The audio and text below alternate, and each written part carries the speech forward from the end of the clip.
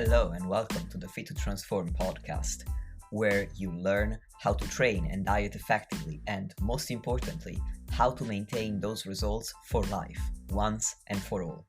I'm Nikias Tomasiello, a transgender training and nutrition coach working online with anyone who's ready for a true lifestyle transformation, anywhere they may be in the world. As a friendly reminder, any and all information provided is for educational purposes only. You should consult with your doctor before implementing any changes to your diet and exercise program.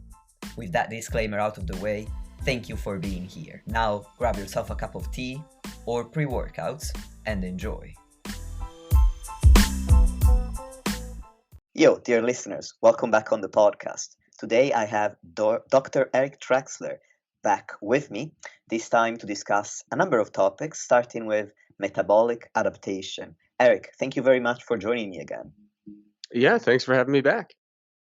So the first question I wanted to ask you was if you could give the listeners a primer on the components of energy expenditure, which is something I've never quite dealt with on the show yet.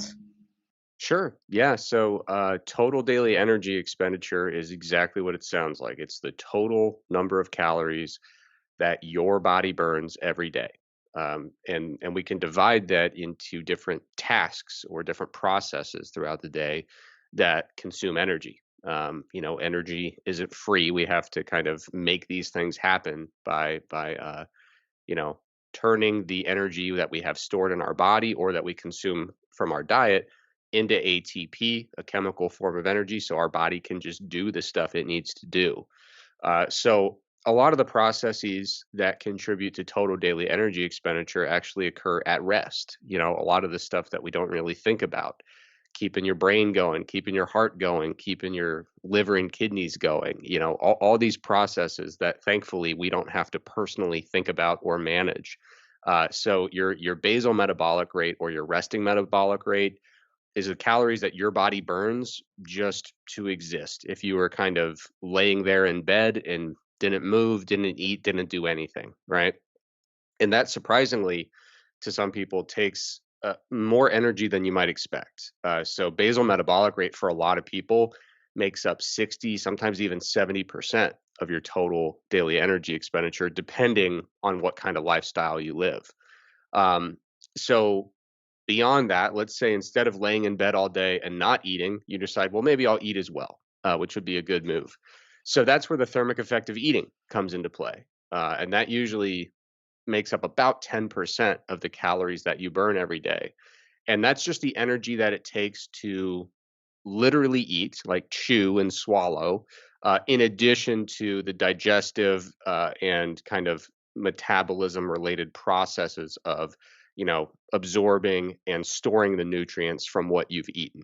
Okay, so eating, the process of digesting, metabolizing, storing, etc., that's going to take some calories, usually about 10% of your total daily expenditure. Now, of course, we might decide for good reason, maybe we should get out of bed today, right? We should move around, walk to the office, at your lunch break, walk down the stairs, go grab something to eat. So, throughout the day, we move around, even just sitting up instead of laying down. That's a kind of a higher level of muscular activity, sitting at a desk, typing. So we're doing activities that are not literally laying in bed all day, even if we don't actually do structured exercise, right? And so all those activities of daily living, fidgeting, postural control, doing little things here and there, tidying up the kitchen, those fall under what we call NEAT, or non-exercise activity thermogenesis. And so that, for a lot of people, ends up making about 15% of their total daily energy expenditure. And then finally, especially folks who listen to your podcast, probably do some form of exercise at least a couple days a week, right? And the calories we burn during structured, intentional exercise, those fall under the term exercise activity thermogenesis.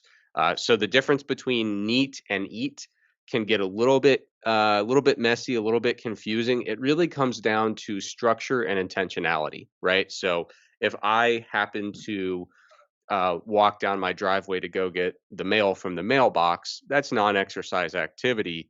But if I decide that I'm going to walk around the block 30 minutes a day, 5 days a week, that would fall under structured exercise. I'm exercising for the purpose of exercising, not to go get the mail, right? But you could also, there are some people who will increase non-exercise physical activity in a way that kind of blurs the line a little bit. So from now on, I will always use the stairs instead of the elevator. It's still non-exercise activity, but it is kind of an intentional increase in non-exercise activity. So sometimes people blur the lines there a little bit, but that's kind of the four components that make up our total expenditure.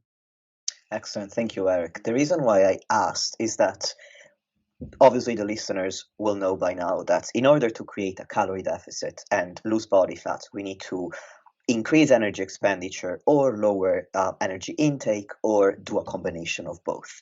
And when you do that, you're going to be in a deficit, you're going to start losing body fat. Now, at some point, some people might find, hey, I'm still supposedly in a deficit, but now I'm no longer losing weight. What's happening? And there are two terms that listeners might be familiar with. One is metabolic damage, the other is metabolic adaptation. So I'm wondering if, Eric, you could explain what the difference between the two is and which one of the two exists, if either. Yeah. So, to your first question, you start a diet and exercise program with the purpose of losing weight, specifically losing fat. And at first it's going well and you're having success. And then eventually that slows down. And sometimes it slows down to the extent that it doesn't seem like you're making any forward progress anymore. What's happening there is a combination of two things in most cases. Assuming that you're still doing the same exercise, you're still doing the same, dietary restriction.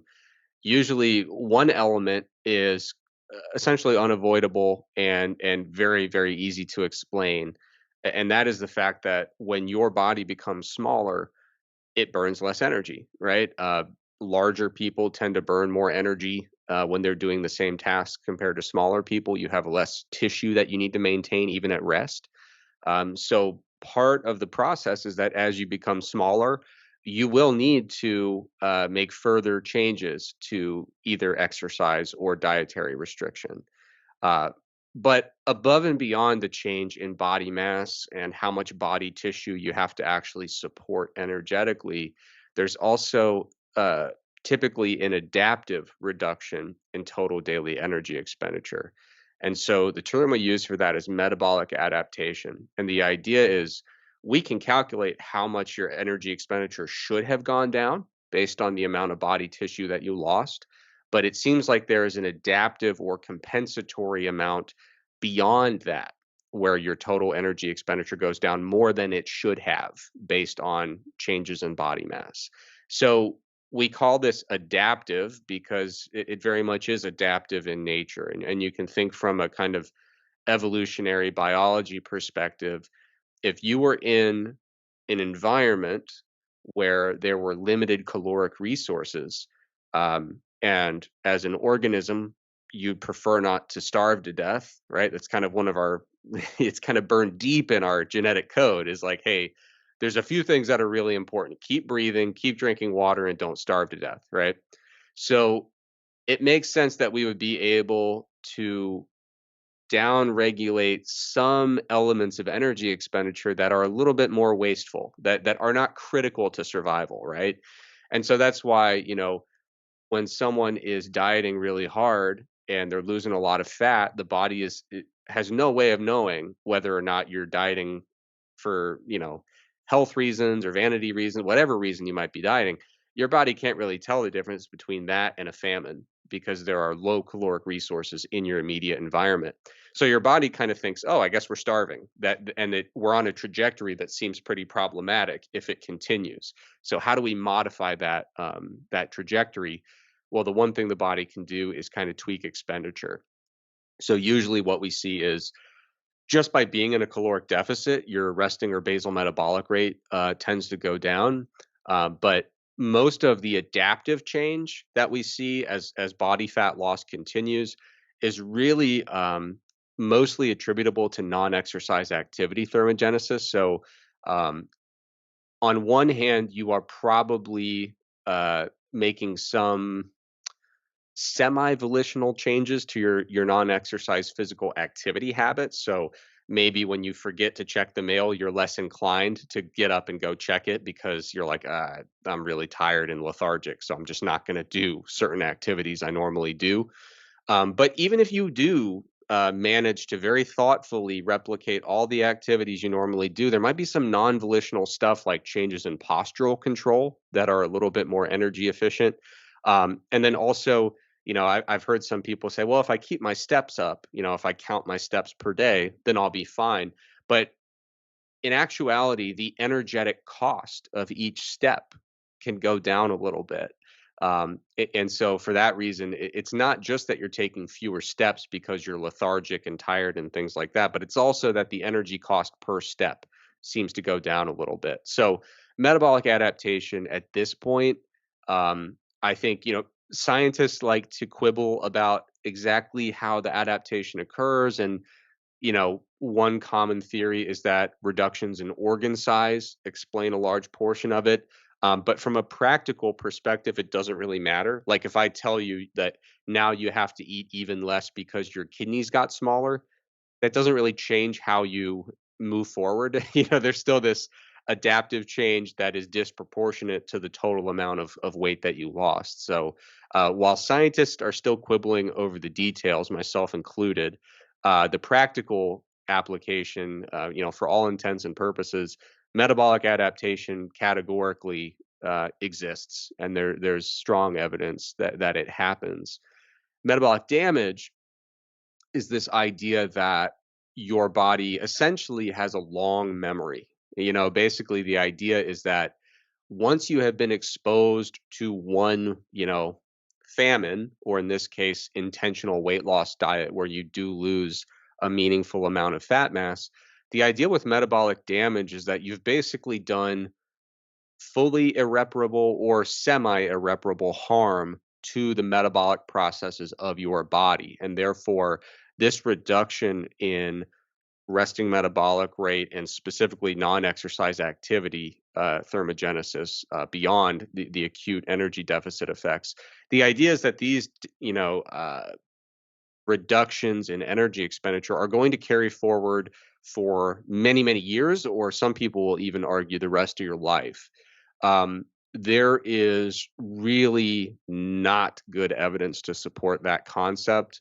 And I would go so far as to say that metabolic damage does not exist. I think it's really important when we look at, and this is something that was really impressed upon me. I kind of was trained mostly in like exercise and nutrition oriented departments and laboratories, but my current appointment at Duke University is in evolutionary anthropology.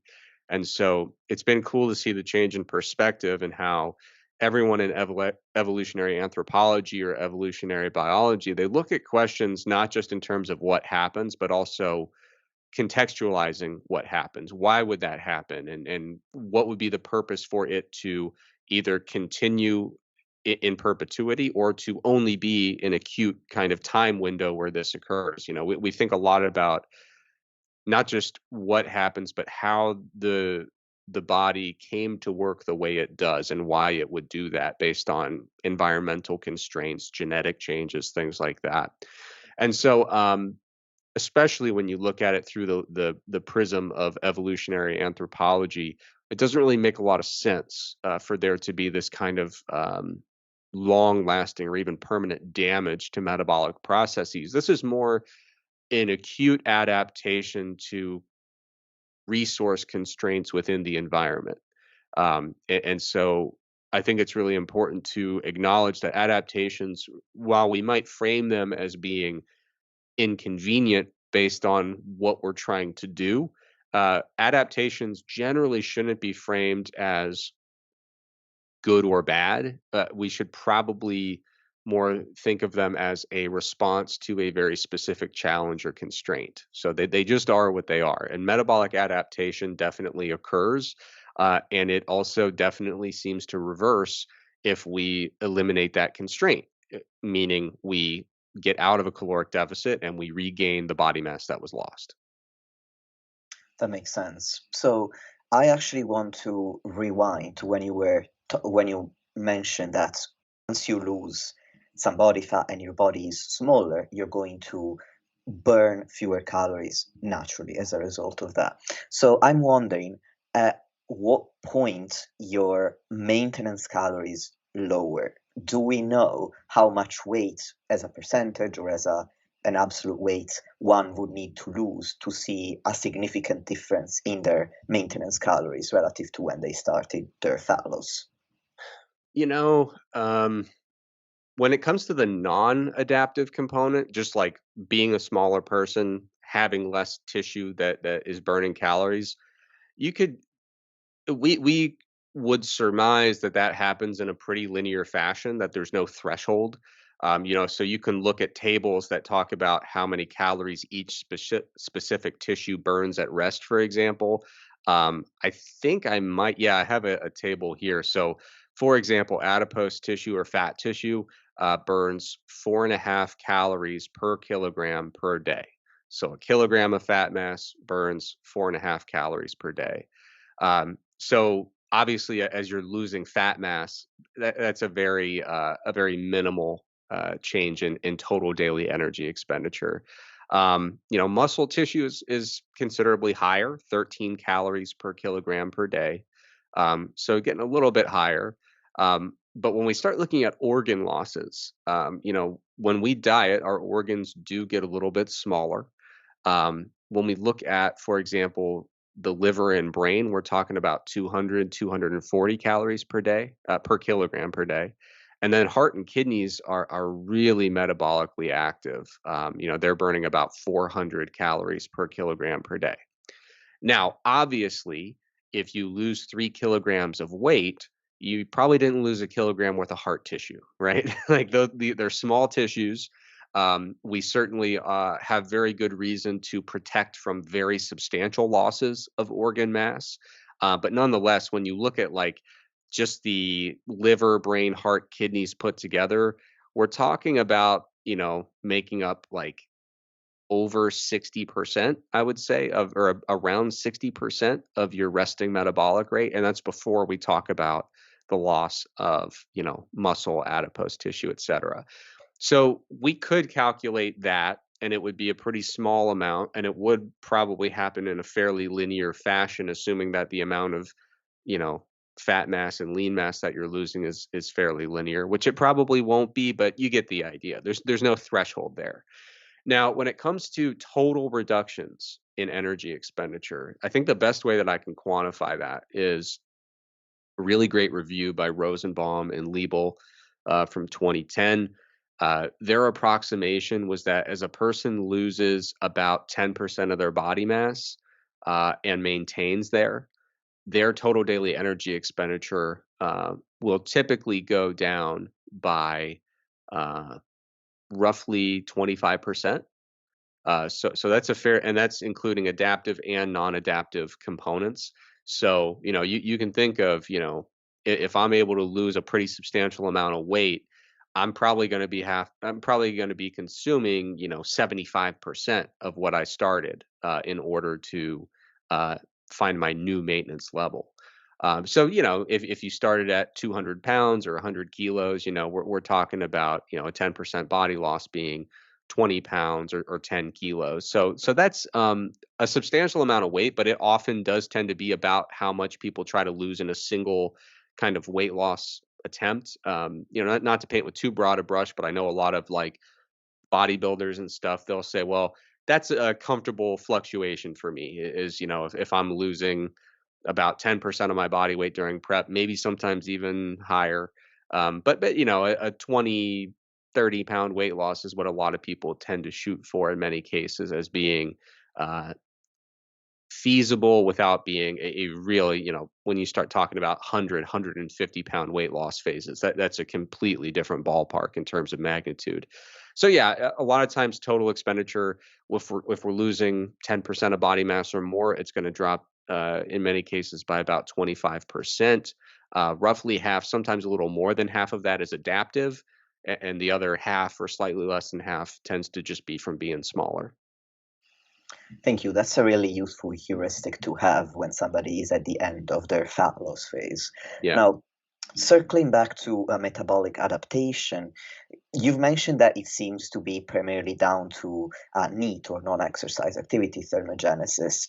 My understanding is that, however, there are also other adaptations, some of which are not under our control and some of which that are. So I'm wondering if you could cover them so that the listeners have a good idea of what kind of adaptations we're looking at. Yeah, so I think it's important to think through, like, when we're talking about what kind of adaptations happen, it's important to think of, well, what's actually causing this change in terms of the physiological mechanism. And when you are in a caloric deficit, a hormone called leptin goes down, and it's pretty responsive. It happens relatively quickly as you establish a caloric deficit.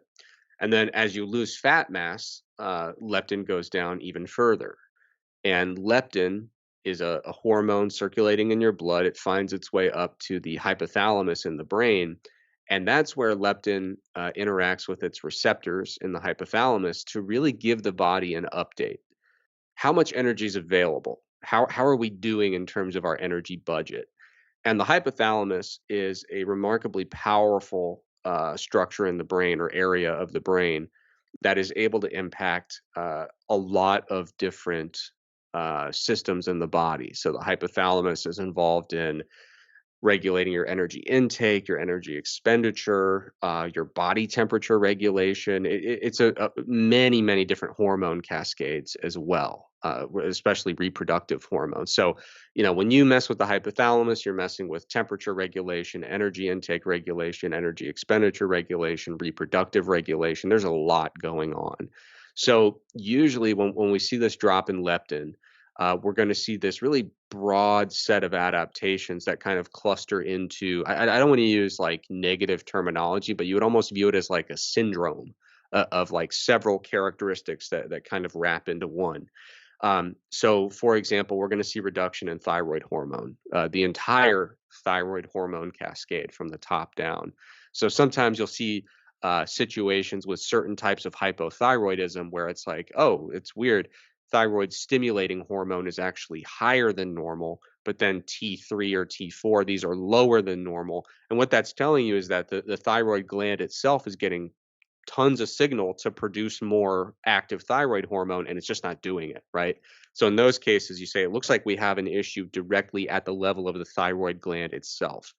In this case, the entire cascade shuts down all the way from the hypothalamus down. So it's not just that T3 or T4 are low, it's that even the thyroid stimulating hormone is low. It's just downregulated across the board. The same thing is true with sex hormones. So estrogen primarily in biological females, testosterone primarily in biological males.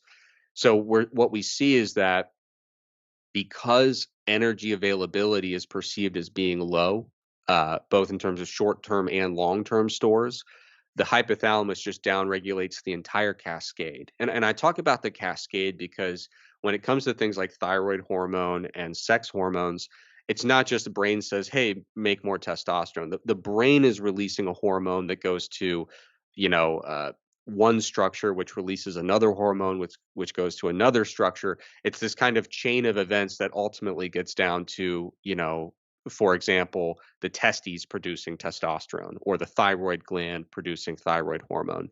So thyroid cascade really gets down regulated, which is why you talk to someone who's dieting, losing a ton of weight, getting very lean. They feel like they're kind of cold all the time. That's like a kind of classic signature that thyroid hormone's starting to drop down a lot. Sex hormones, those drop down. Hunger hormones go up. So it's no surprise that appetite control gets threatened a little bit when people are dieting and starting to see more and more success. Um, Even things like sympathetic nervous system tone, just that balance between the sympathetic and parasympathetic nervous system, we get shifted into a physiological state that's a little bit less amped up, a little bit more nudged toward that rest and digest parasympathetic side versus, the sympathetic side in terms of our nervous system kind of baseline tone. And then, of course, reductions in non-exercise activity thermogenesis. But, you asked about specifically the distinction between what we can control, and what we can't. Not much that we can do about things like thyroid hormone cascade, sex hormone cascade, even the hunger hormone effects that we see there, and some of the kind of neurophysiological changes impacting hunger. Same thing, sympathetic nervous system tone, not much we can do there, right? But really, what's important to recognize is that when we talk about the magnitude of adaptive reduction in energy expenditure, I've seen estimates that as much as 85 or even 90% of the adaptive reduction in energy expenditure that we see during metabolic adaptation can be attributed to non-exercise activity thermogenesis. And there's really two sides to that coin: non-exercise activity thermogenesis. One side is kind of your volitional engagement in non-exercise physical activity. Okay. And there's a difference between non-exercise activity thermogenesis and non-exercise physical activity. Physical activity is the action. Thermogenesis is the energy cost of that action, right? So there's not much that we can do if the energy cost of volitional activity goes down. It just is what it is. The only thing that we can really control in this area, or this kind of element of reductions in energy expenditure, is just trying to make sure that you are not making large behavioral adjustments that feed into this downregulation of non-exercise activity thermogenesis. So another way of framing that is, make sure that you are being mindful of your volitional engagement in non-exercise physical activity. So easy behavioral stuff you can do is, when you're going to park your car and walk into a store or a market, park farther away so you have a longer walk in, longer walk out. Use the stairs more than the elevator if you can. If there's a place that's, you're like, I could walk there, or maybe I would drive or use public transit instead, maybe try to do more walking.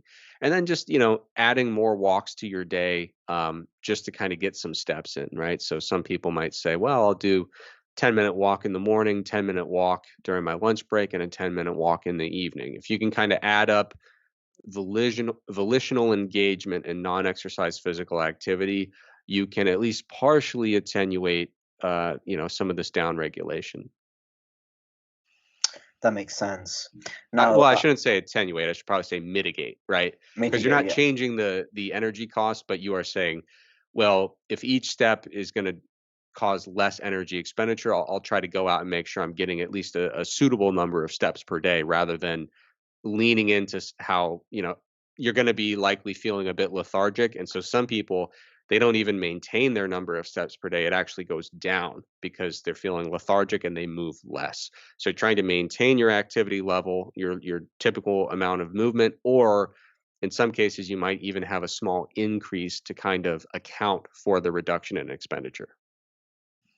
Thank you, Eric. I thought it was important to distinguish between what we can control and what we cannot, because it really characterizes what you were saying earlier when you said adaptations are inevitable. They're neither good nor bad. Now, actually, I was thinking about when you mentioned the paper by Rosenbaum and Leibo, and you said that according to that paper, the magnitude of reduction in energy, total daily energy expenditure, is about 25%, including both adaptive and non-adaptive components. Now, my question would be, are there people who tend to experience more metabolic adaptation than others, or are there health conditions that might result in greater degrees of metabolic adaptation? I'm not aware of any specific health conditions that have been identified as things that, impact the magnitude of adaptation. But it does seem in the literature that there is some degree of variation. Now, it's important to recognize anything that you measure biologically it's not like you're going to have 100 people in a study and they all have exactly the same response. I mean, it's just not going to happen. There's measurement error. There's circumstances that are beyond the control of the researchers that dictate biological responses to an intervention. But even beyond those kind of basic things, it does seem that there is variation from person to person, some of which that can be fairly substantial. And I think what seems to be the biggest determinant, unfortunately, it's not something we can control, but it is something we can kind of observe.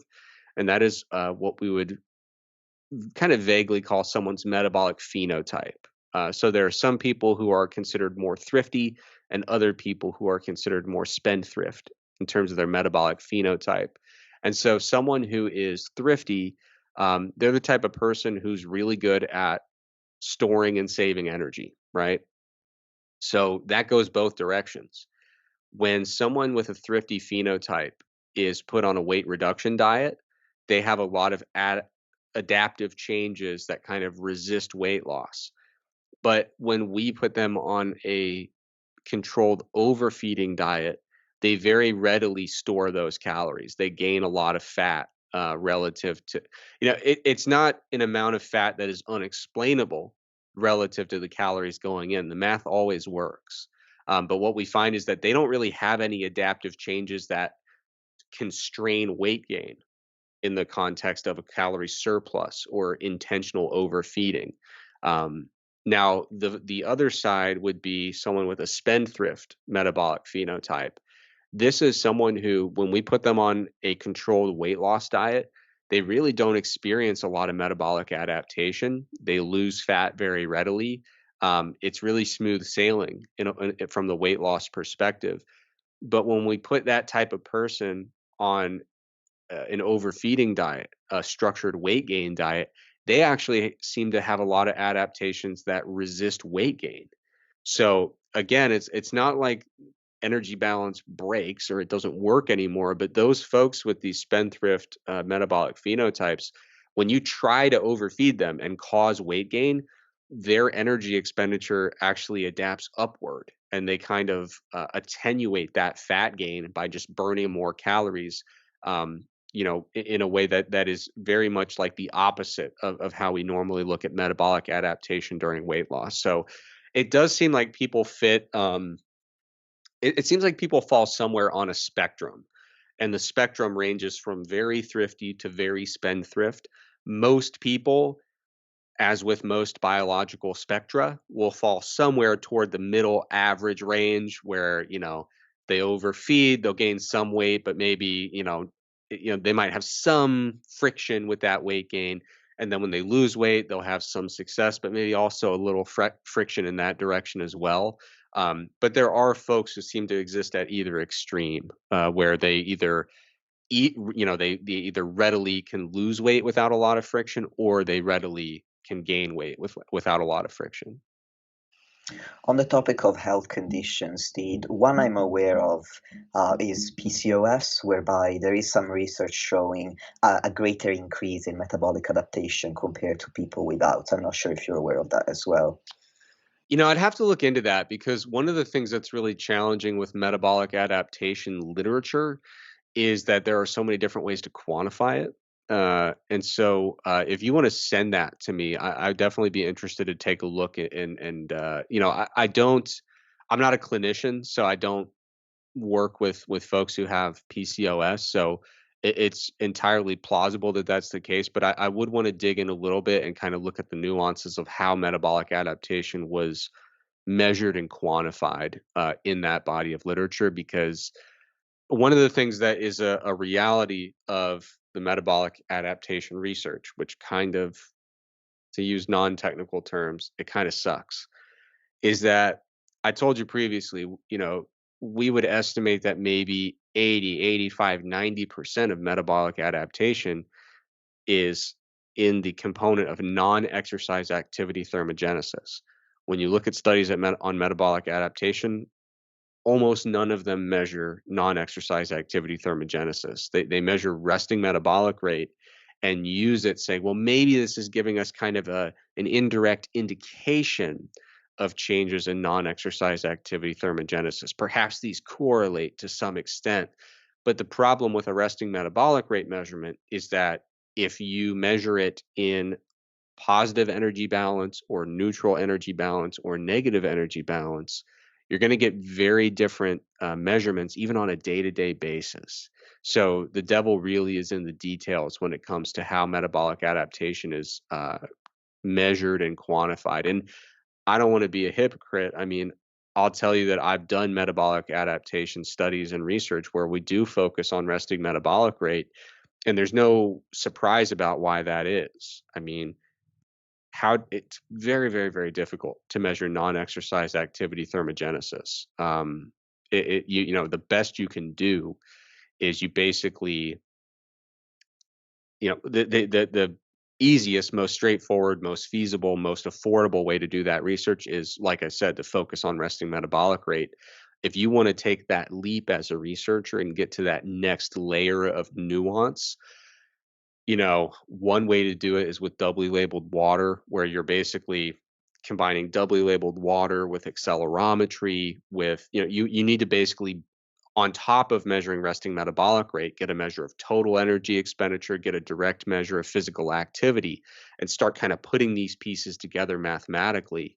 And then if you wanted to take even a greater step forward, you would combine that with MRI measurements of whole body composition, so you could actually look organ by organ to see, you know, did we just have a mysterious number of calories that vanished due to, you know, fewer calories per step, you know, people's movement getting more efficient or postural control, or did we have some small changes in liver and kidney mass and heart mass that are actually explaining some of these kind of, you know, quote unquote missing calories? So a little bit in the weeds for our conversation, but I do think it's important to recognize that whenever you're looking at metabolic adaptation in a study and think of how it's quantified, those are the things that kind of go through your head are, you know, could there have been volitional changes in non-exercise activity? Could there have been changes in organ mass that aren't quantified? Could they be in negative or positive energy balance at the time of resting metabolic rate measurement?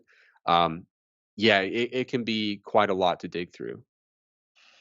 Thank you. I am going to send you my references and my notes because I learned this through the Mac Nutrition Uni nutrition course, and Martin McDonald did his thesis, I think master's thesis, on the topic of PCOS. So he delved really deeply into this literature. But I would be interested in knowing what you think, because the way you know how to read studies and articulate them is really impressive. So I think it would be Yeah, interesting to hear that.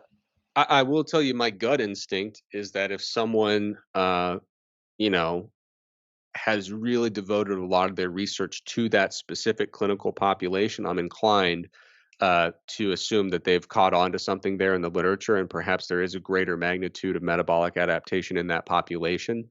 You know, because like I said, I'm not super well versed in that specific clinical literature.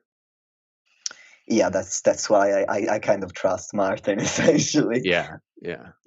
In any case, going back to the metabolic phenotypes, we mentioned thrifty and spendthrift. I'm wondering, if you have a more thrifty metabolism, so you are going to undergo a greater magnitude of adaptations, does that make a difference to how difficult the diet is going to be for you? Um, As it's in terms of interesting. Yeah. perception. It's really tricky to say that because there's kind of two layers of perception when it comes to difficulty in dieting. And what I mean by that is, on one hand, the the way that we feel the diet, you know, the extent of hunger, the extent of lethargy, the extent of the kind of those physical in your body feelings of the diet, those do tend to be, frankly, most connected to your physiological energy deficit. And so, if metabolic adaptation is cutting into your physiological energy deficit, you could argue that at a give, you know, if we put a bunch of people on the same kind of cookie cutter program, the folks with greater amounts of metabolic adaptation, if the program is not accounting for that and making more incremental adjustments, you could argue that subjectively they are feeling like they're in less of a calorie deficit, perhaps. Really, really difficult to discern that in research studies from person to person. But on the other hand, part of what makes dieting feel hard is that psychological toll of restricting over time or restricting to a greater extent when you look at your plate versus someone else's plate and you're like, I really seem to be making much larger sacrifices than the people around me, even if they were on the same program, so to speak. So I think from a physiological perspective, it could paradoxically almost feel a little bit less demanding by virtue of being in a smaller deficit because of these down regulations and energy expenditure. But I think more importantly, from in my opinion, from a practical perspective, you will psychologically and frankly emotionally feel the toll of greater friction in the weight loss process. So there's a series of studies by Martins and colleagues recently that have shown, for example, if you put a big group of people on a fairly cookie cutter standardized weight loss program, the folks who experience more metabolic adaptation will lose less weight and less fat mass in that fixed window of time than the people who experience less metabolic adaptation. So we did the same program, but I lost less weight than my peers. I kind of hate that.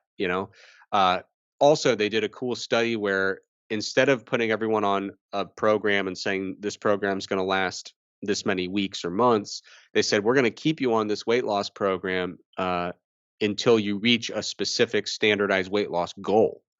And what they found was the folks who had greater magnitudes of metabolic adaptation had to do the program longer to get to the same endpoint. So either way that you're looking at it, it's like, oh, well, you got there in 14 weeks and it took me 17. So I had to work harder to get there. Or, you know, you were able to get there with this much food on your plate and I had to have less food.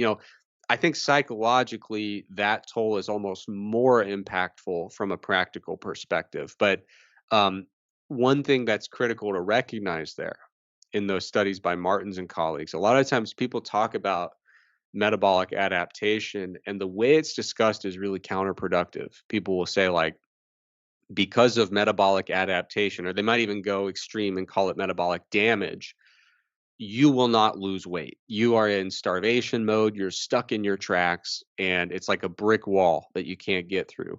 But when we look at the actual literature, especially these studies by Martins, it's like, when I said losing less weight on the same program, maybe instead of losing 14 kilograms, you lose 11 or 12. That's still a tremendously successful weight loss attempt, right?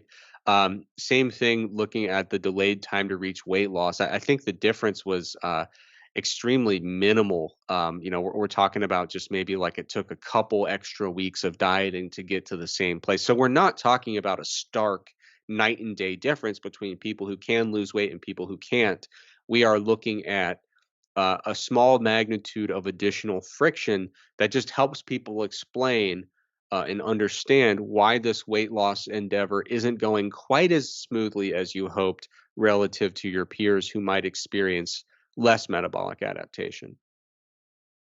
Yeah, that makes a lot of sense. And I see it regardless of metabolic phenotype, uh, just in the difference between people's sizes.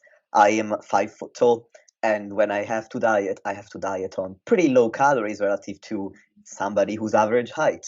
And that makes it more difficult psychologically, as you say, especially if you're going to attempt to have a high protein, high fiber, generally health promoting diet, because once you've covered all of those nutritional bases, there isn't much left for anything else. Yeah, exactly. And that is a reality of, one distinction I should make. I kind of started my career more in the bodybuilding side of things, and then generally have kind of moved into a more generalized view where I'm not existing on that extreme of the body composition spectrum. Now I'm kind of more in the obesity reversal, obesity prevention type area.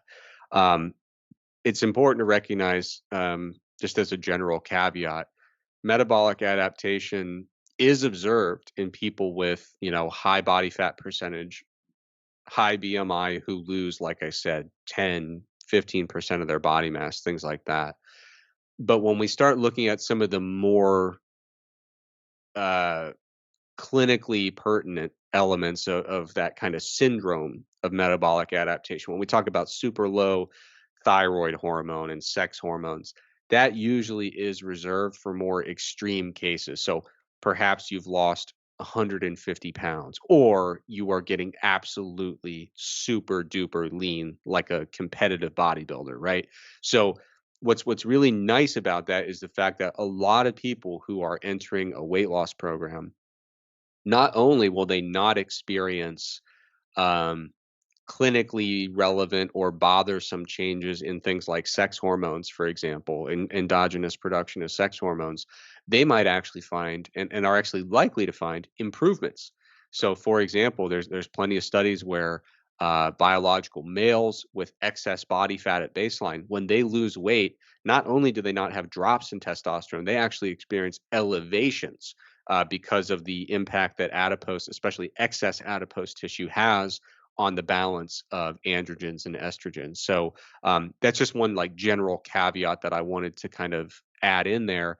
And then related to my background in bodybuilding type populations, just to kind of second your point, usually it's the folks that have smaller stature and less muscularity. So for example, if you work with physique athletes, you could be coaching someone who's a 5'10" natural bodybuilder who wants to step on stage at 190 pounds. More likely than not, they're going to be able to diet on what a lot of folks would consider a fairly typical amount of calories for a human diet, right? They may never have to get too far below 2,300 or 2,000 calories a day, even though they're getting very, very, very lean.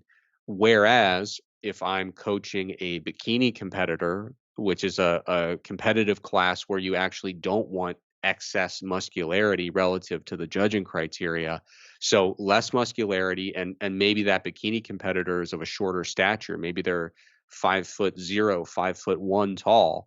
In that scenario, you might reach some calorie budgets, especially if they have a if they have a thriftier metabolic phenotype. You might reach some situations where you have to make tough decisions and say, like, I know that we need to establish more of a deficit to get you where you want to be on stage, but I don't really feel comfortable telling a person to eat less than this, this number of calories once we try to figure out how are we going to get enough fiber to kind of meet recommendations for good gastrointestinal health. How are we going to get enough protein to make sure that we're maintaining the muscle mass that you have? How are we going to get enough vegetables and fruits in to make sure that you have good micronutrient coverage? So just to kind of reinforce your point, for folks who are really thrifty and have smaller statures, sometimes the most valuable, most effective variable that you can manipulate is time.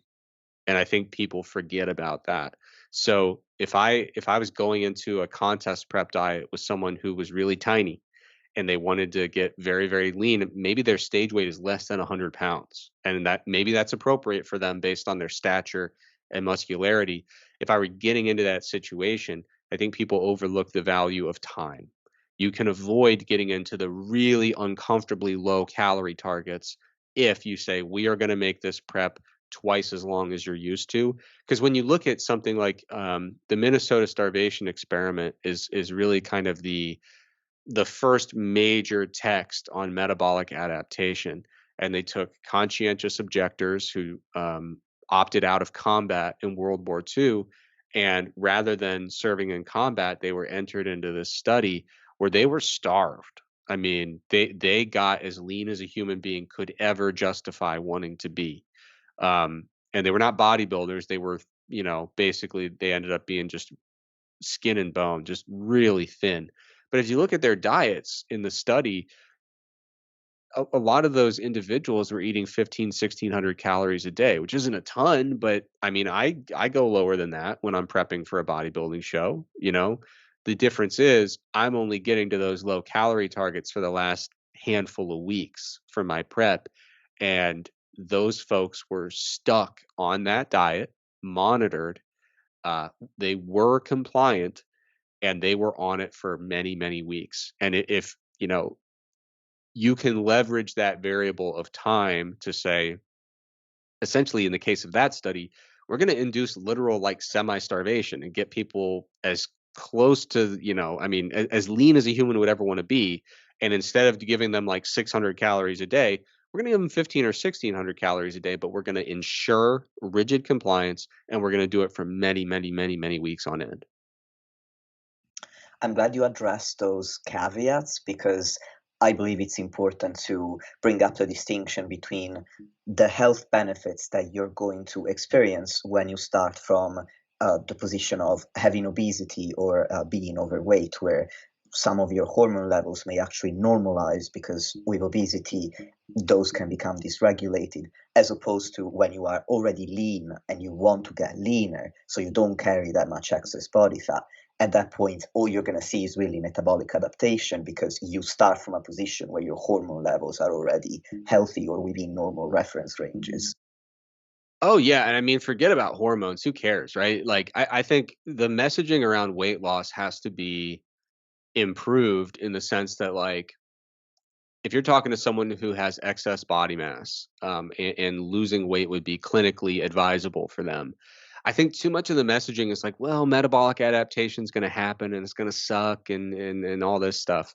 I think the focus ought to be, you know, focusing on the practical advantages of how this is going to make your life better, in many, many facets. That's not to say that you can't live a great, fulfilling, tremendous life with excess body fat. Of course you can. But when I'm trying to sell weight loss to someone who would clinically benefit from it, it's like, yeah, we can look at the medical side and talk about risk of these different chronic diseases. We can talk about inflammation levels, and that's all great. But like, when you can really get the ball going with weight loss, you find that people actually, instead of like having their best progress at the beginning and then kind of flaming out eventually, sometimes people really pick up a second wind and really kind of latch onto it because, when you right now think about with a lot of excess body mass going for a walk, you think about being out of breath and being really sweaty and your knees hurt and your hips hurt and your back hurts. But like, one of the things no one, well, not no one, but one of the things that's less emphasized, especially in the fitness space, is just like how much more comfortable physical activity gets once you've lost a fairly significant amount of weight. How much better you feel throughout the day when, yeah, your testosterone levels are back in the reference range. You feel more vigorous, more vitality, more libido, which is great. You start to feel more like yourself again. But also the things you're doing throughout the day hurt less. You feel more comfortable doing all these different activities of daily living, and it can really enrich your day-to-day living experience in an impactful way. So I think it's really unfortunate that a lot of the messaging focuses on the downsides and the challenges without also emphasizing the essentially what you could call the opportunity of living a life that is a lot more active and more comfortable. And we know that you don't need to have a VO2 max of 75 to meaningfully impact your health and longevity. One of the biggest things that we can do is just accumulate more steps per day. And to do that more comfortably, to do that in a way that induces, you know, no joint pain or dramatically less joint pain. It's just a really huge deal. And we also see that people who are getting more physical activity, lower rates of anxiety, lower rates of depression, dramatically better sleep quality. So it's like you start to notice that these benefits stack on top of each other. And it's like, I feel less winded. I'm more comfortable in a variety of different activities of daily living. I can keep up with my kids and grandkids. I sleep way better. I wake up more rested. I mean, the benefits are really so multifaceted that we really need to reframe weight loss as certainly a challenge, but also an opportunity to have really dramatic effects across many different parameters of day to day life. I'm so glad that you brought that up because I completely agree. And I actually find myself trying really hard to make that mistake less often because for a long time, and even still now, I tend to focus a little bit too much on the potential downsides of fat loss because I developed an eating disorder in an attempt to lose body fat. So for me, those challenges and those potential downsides are very dear to my heart because I would never want anybody to experience what I went through. Oh But yeah. at the same time, when I have clients who start overweight or will start with obesity, for one, it's a massive feat for them to muster the courage to come to me in the body that they inhabit at that time and say, hey, I need some help because of various obvious insecurities. But then when they do lose enough body fat where they now are basically in a different body, they've lost 30 pounds, 50 pounds, they want to exercise, whereas before it felt like a chore because there was so much mass to move. It was extremely fatiguing. Whereas now there's less mass. They're like, wow, I am so much more nimble. I can do things that I never thought I never thought possible. And we're not talking about they're not becoming Olympic athletes or anything, but before going for a run was unthinkable because their knees would cry out in pain after 5 minutes or less. Now they can go for a run for half an hour and they're like, oh my God, I never believed I could do this. And that is incredible for me to witness as their coach. And that's why, although there are risks to fat loss, I completely agree with you that we need to emphasize how life changing it is.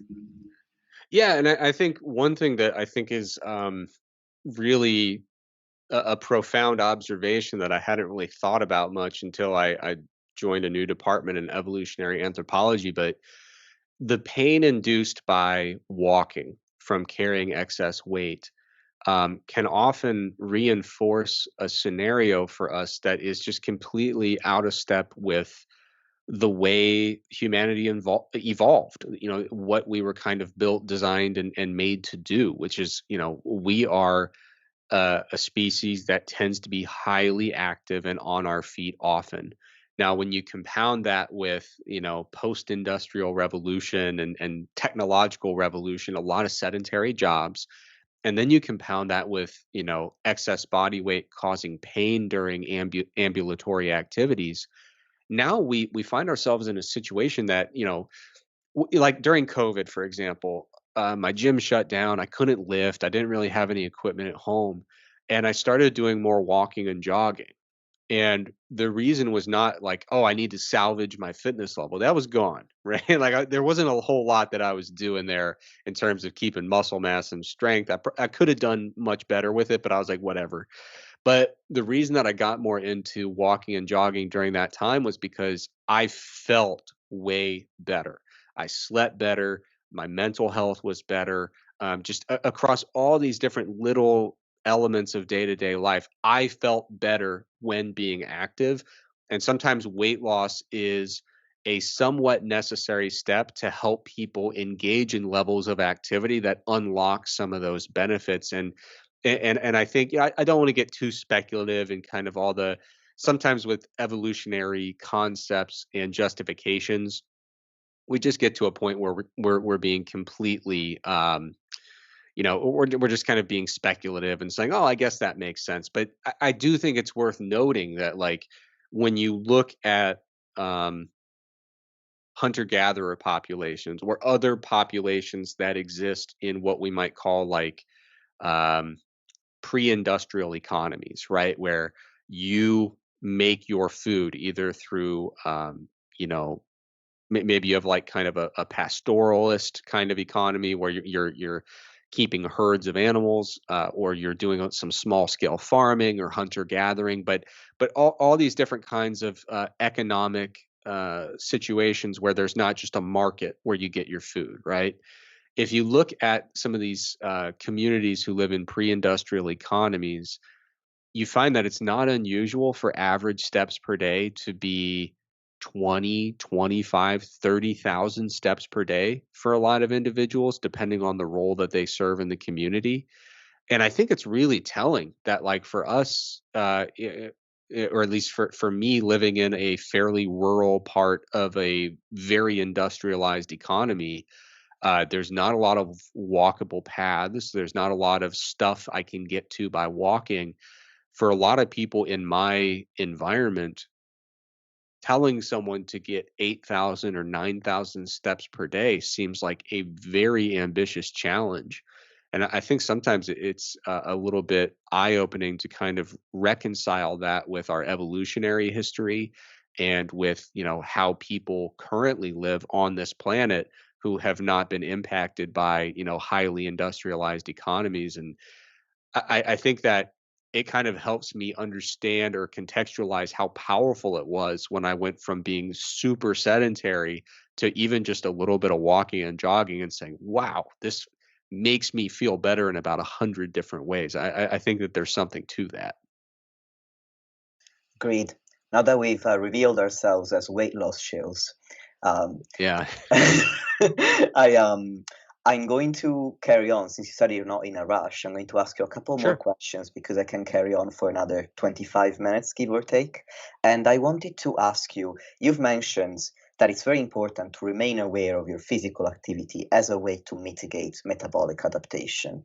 Now, if we switch our focus to nutrition instead, I'm going to keep the question very broad so you can touch on anything that you'd like. I'm wondering what are ways in which we can use nutrition to attenuate the magnitude of metabolic adaptation?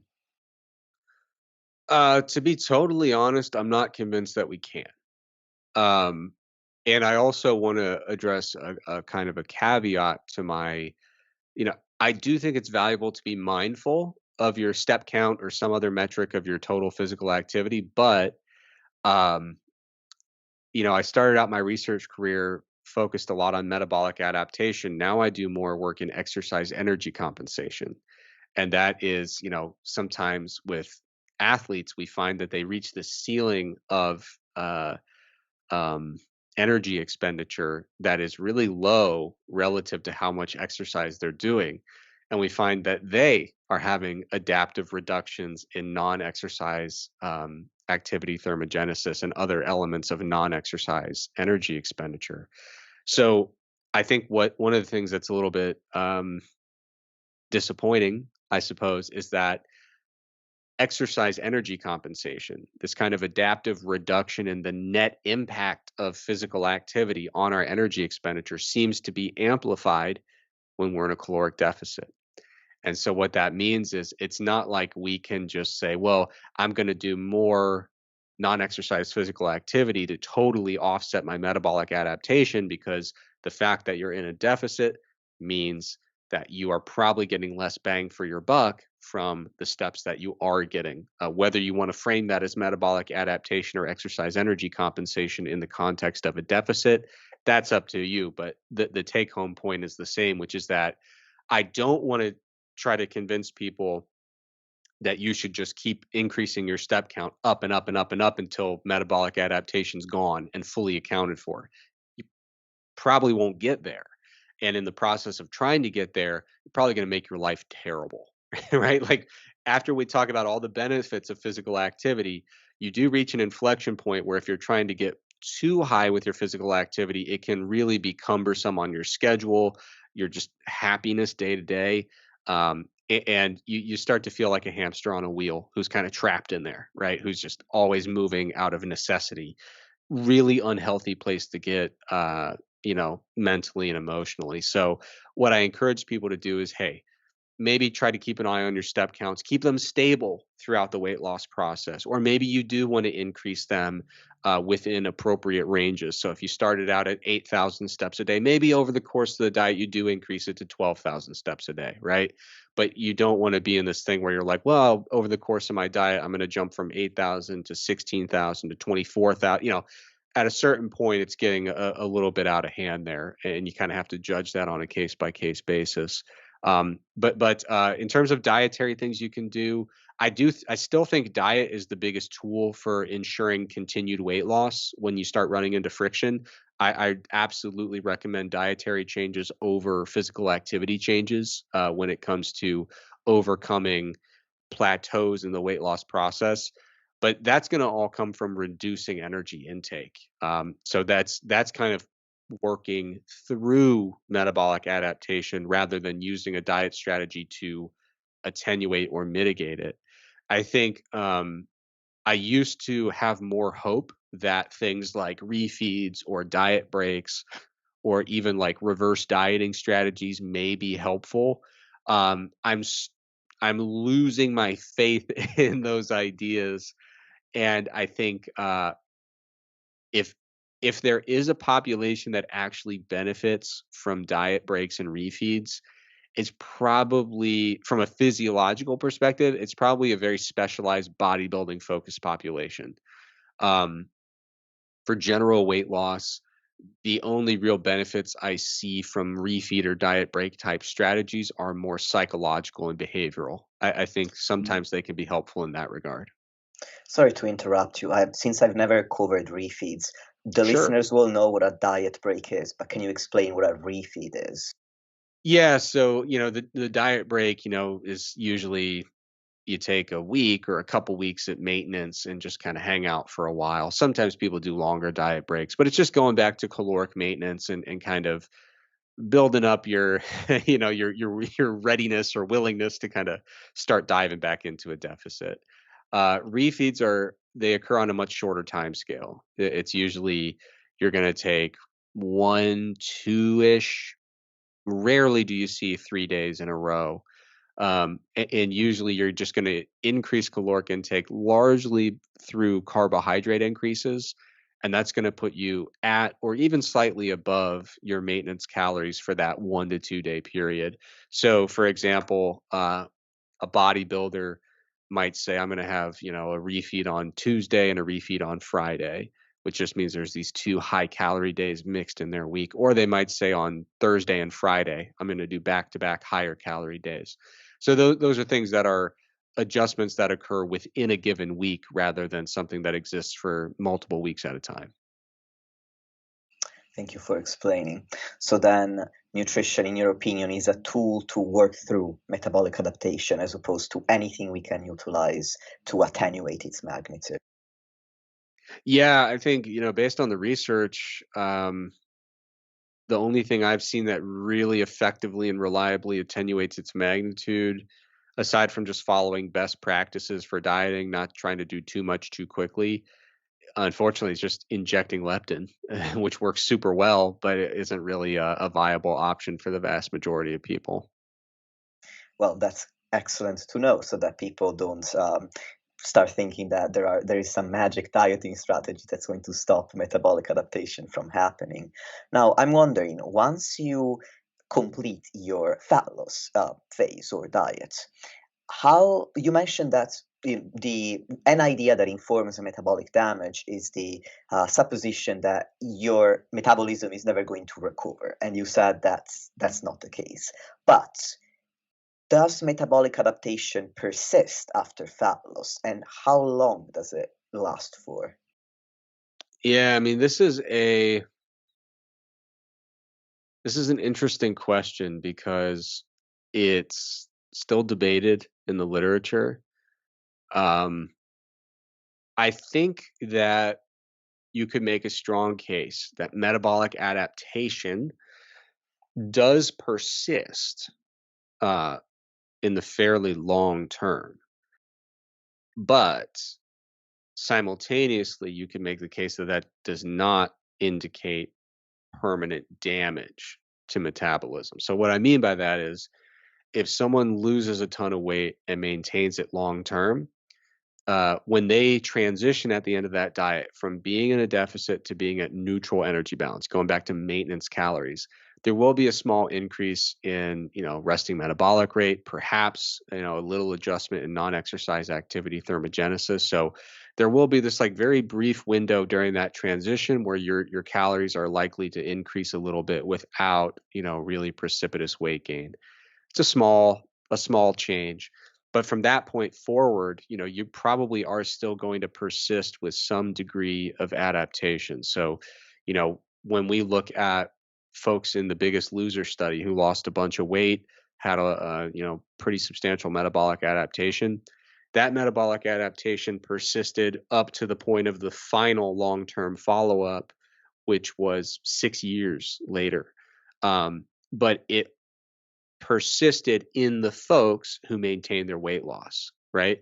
If you regain your weight, the metabolic adaptation goes away, which is kind of why I say, it's possible to say that adaptation persists long term without saying that it's permanent metabolic damage. It's just an adaptation to a reduced body weight state that you are now at. So, yeah, it does seem that metabolic adaptation persists for basically as long as we've been inclined to measure through follow-up. So you could assume that it's going to be pretty long term, and that if we measure the total energy expenditure of a person who's lived their whole life at 170 pounds, their whole adult life, just comfortably, no dieting, etc., there's naturally at 170, and we compare them to someone who dropped down from 230 pounds to 170 pounds and has been maintaining it for 10 years, I'd put my money on a lower total daily energy expenditure for the person who's maintaining a reduced body weight versus the person who's maintaining a body weight that they've kind of naturally gravitated toward. So it does seem to persist for fairly long time scales, and I would kind of assume it'll persist essentially for as long as the reduced body weight is maintained. But like I said, when we look at that 25% reduction in total daily energy expenditure when someone loses 10% of their body mass, just as an example, I mentioned that, roughly, depending on, you'll get some different estimates, but maybe half of that is adaptive. Maybe half of that is due to, reductions in uh, metabolically active tissue. But what I would highlight is the fact that, that is the maintenance of a reduced body weight. When they were dieting on their way down, they probably had reductions that were even greater than 25%. Because that the act of being in an energy deficit does kind of transiently reduce energy expenditure, including resting metabolic rate. So what I would say to people who are near the end of a diet and they're like, well, what the heck am I going to do? Like, I'm going to be eating like barely any food forever. There are going to be some persistent changes that you'll have to make in terms of, eating behaviors, physical activity behaviors, self-monitoring behaviors that are going to be critical to sustaining weight loss. There's no getting around that. But things do get a little bit easier when you transition from being in an active deficit to being in the maintenance phase. That makes a lot of sense. And the combined adaptive and non-adaptive decrease in energy expenditure was exactly why I asked, because I thought, well, what if it doesn't persist forever, and then you can expect your metabolism to suddenly increase a bit and, oh, your maintenance calories are now higher. So I wanted to clarify that for the listeners. Yeah, unfortunately, we don't see any really substantial change in that particular manner, but we do see that initial benefit, the initial change that a lot of people welcome, which is that when they transition from being in an active deficit to neutral energy balance, they are able to kind of put some extra calories back into the diet. Excellent. At this point, I'm very satisfied with how detailed our coverage of metabolic adaptation was. And I would have wanted to ask you about reverse dieting as well, but since I have a client shortly and I expect that you have other things to do in your day as well, other than talking to me, even though that is probably the highlight of your day, I'm sure. I am going to ask you to come back on to discuss reverse dieting because you wrote a 60-page paper on it, which I read. Well, it was an article online and I read it all. So I know you have a lot to say. So I'm going to save that for another time. To end the conversation, I wanted to ask if you have anything that throughout this interview you thought, oh, I would have wanted to clarify that a little bit better or mention it, or any final thoughts that you want to share with the audience on this topic. Nothing to clarify. I'd say just final thoughts. If you are embarking on a weight loss attempt or coaching others through it, I think the way it's framed matters. And this has come up a lot in the realm of injury recovery, pain management. People often talk about the narrative that surrounds how you talk about an injury or something that's causing pain. And it does matter in that context. And I think it matters in this context as well. I think when you're about to approach a weight loss attempt or coaching someone through one, it's important to get the messaging right and to get the tone right. And I think as far as I can tell, the right message is this will be challenging, but like most challenging things, it is an opportunity to reap some really fantastic rewards. It will require changes that are persistent, but you are capable of implementing those changes. Your life will not be worse from making those changes. Your life will be different in terms of how you arrange a meal, how you approach social engagements that tend to often be food focused. So I think it's important to let people recognize this won't be easy. There will be some changes that occur, but those changes represent opportunities and you are up to the challenge. I think if you try to frame it as being super easy and, oh, you're not even going to notice it, well, you're setting them up for failure, and you're setting yourself up for failure because you are going to lose all your credibility, right? So just a really honest assessment of there will be pros, there will be cons, but the net benefit is worth it, and you are capable of this. I think that is kind of the way that you should approach conversations about metabolic adaptation and weight loss in general. Thank you, Eric. That's a really inspiring message. The way I usually convey it to my clients and my audience in general is any goal worth achieving requires compromises. Yeah, absolutely, for sure. And now, to wrap up the conversation, I want to give you the opportunity to share with the audience where they can connect with you and anything else that you might want to send them towards. And I'm going to add all the links in the show notes. Yeah. So, the best way to stay in touch with me personally is on Instagram. My handle is at Trexler Fitness. Best way to stay up to date with my non-academic work is at the Mass Research Review. Our website is massresearchreview.com. We also have an Instagram for Mass, and we do live YouTube streams every Wednesday night. So if you want to get your questions answered related to fitness and science and the intersection between them, we call it Mass Office Hours. We kind of just set up shop and start answering questions and talk about interesting things in fitness. And I tune in every week because you also put it up available as a podcast, which is great for me because it would be too late at night here in the UK. Yeah, so if you want to be live, we go on YouTube, on our Mass YouTube page, but we do put it up on all the big podcasting platforms, Spotify, Apple, all the other stuff. And with that, thank you, Eric. Thank you, dear listeners, for tuning in, and until next time.